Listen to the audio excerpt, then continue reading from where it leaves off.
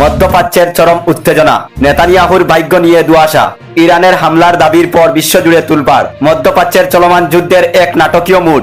ইরানের বিপ্লবী গার্ড বাহিনী আইআরজিসি দাবি করেছেন যে জেরুজালেমে ইসরায়েলি প্রধানমন্ত্রী কার্যালয়ে তাদের একটি নিখোঁজ ক্ষেপণাস্ত্র হামলায় বেনিয়ামিন নেতানিয়াহু গুরুতর আঘাতপ্রাপ্ত হয়েছেন। তবে ইসরায়েলি প্রতিরক্ষা বাহিনী আইডিএফ এবং প্রধানমন্ত্রী কার্যালয়ে এই দাবিকে সম্পূর্ণ ভিত্তিহীন ও মনস্তাত্ত্বিক যুদ্ধ বলে প্রত্যাখ্যান করেছেন।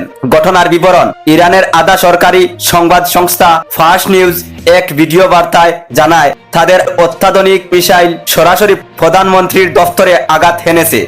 তেহরানের দাবি, গত কয়েকদিন ধরে ইরানের শীর্ষ নেতা আয়াতুল্লাহ আলী খামিনির লক্ষ্য করে চালানো হামলার প্রতিশোধ হিসাবেই এই অপারেশন চালানো হয়েছে। ইসরায়েলের প্রতিক্রিয়া: হামলার দাবি মাত্র 1 ঘন্টা পরই বেনিয়ামিন নেতানিয়াহু একটি ভিডিও বার্তা প্রকাশ করেন। সেখানে তাকে সুস্থ অবস্থায় দেখা যায় এবং তিনি বেইত মেশন এলাকায় একটি ক্ষতিগ্রস্ত এলাকা পরিদর্শনকালে বক্তব্য রাখেন। ইসরায়েলি কর্মকর্তারা বলেন, ইরান তাদের অভ্যন্তরীণ পরাজয় ডাকতে বিশ্বজুড়ে বিভ্রান্তি ছড়াচ্ছে। এই খবরের পর বিশ্ববাজারের তেলের দাম এক লাফে 10% বেড়ে গিয়েছে।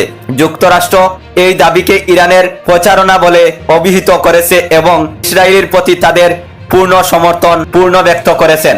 শত্রু কোনো গুজব আমাদের লক্ষ্য থেকে বিচ্যুত করতে পারবে না। আমরা আমাদের অভিযান চালিয়ে যাব, বেনিয়ামিন নেতানিয়াহুর বার্তা।